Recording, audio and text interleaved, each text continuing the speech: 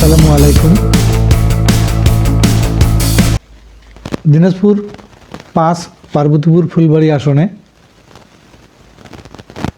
ত্রয়োদশ সংসদ নির্বাচনের মনোনয়নপত্র দাখিলের খবর পড়ছি শাহাজুল ইসলাম। আজ ২৯ ডিসেম্বর ত্রয়োদশ জাতীয় সংসদ নির্বাচনের মনোনয়নপত্র দাখিলের শেষ দিন ছিল। বিকেল ৫টার মধ্যে পার্বতীপুর উপজেলা নির্বাহী অফিসারের কার্যালয়ে ৫ জন, ফুলবাড়িতে ১ জন, দিনাজপুরে ৪ জন সহ সর্বমোট ১০ জন সংসদ সদস্য প্রার্থী মনোনয়নপত্র দাখিল করেন। তারা হলেন জাতীয় পার্টির আব্দুল গফুর, এ.কে.এম. কামরুজ্জামান বিএনপি, মোহাম্মদ আনোয়ার হোসেন জামায়াতে ইসলাম, আব্দুল আহাদ জাতীয় নাগরিক পার্টি এনসিপি, মোহাম্মদ আব্দুল কাদের চৌধুরী বাংলাদেশ খেলাফতে মজলিস, এজেডএম রেজওয়ানুল হক স্বতন্ত্র, জাকারিয়া বাচ্চু স্বতন্ত্র, মোহাম্মদ রুস্তম আলী স্বতন্ত্র, হজরত আলী বেলাল স্বতন্ত্র ও মোহাম্মদ ইব্রাহিম আলী মণ্ডল আমজনতা পার্টি।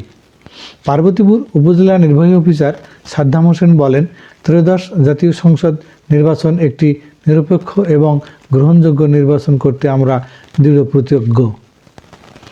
মনোনয়নপত্র দাখিলের সময় উপজেলা চত্বর ছিল প্রার্থী সমর্থকে কানায় কানায় ভর্তি।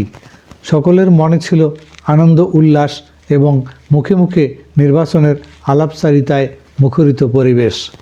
জানা যায়, দিনাজপুর ৫ পার্বতীপুর ফুলবাড়ি আসনের বিএনপির সাবেক এমপি এবং দীর্ঘ ৩০ বছর ধরে যিনি এই এলাকার বিএনপিকে লালন করেছেন তিনি হলেন এজেডএম রেজওয়ানুল হক। তাকে দলীয় মনোনয়ন না দেওয়ায় তিনি স্বতন্ত্র প্রার্থী হিসেবে মনোনয়নপত্র দাখিল করার সময় তার সাথে যোগ দিতে আসেন পার্বতীপুর ও ফুলবাড়ি পৌরসভা সহ মোট ২ উপজেলার ১৭টি ইউনিয়নের হাজার হাজার বিএনপির নেতাকর্মী ও সমর্থক। উপজেলা চত্বরে জনমানুষের ঢল নামে, কানায় কানায় ভরে যায় উপজেলা চত্বর সহ চতুর্দিকে রাস্তাঘাট।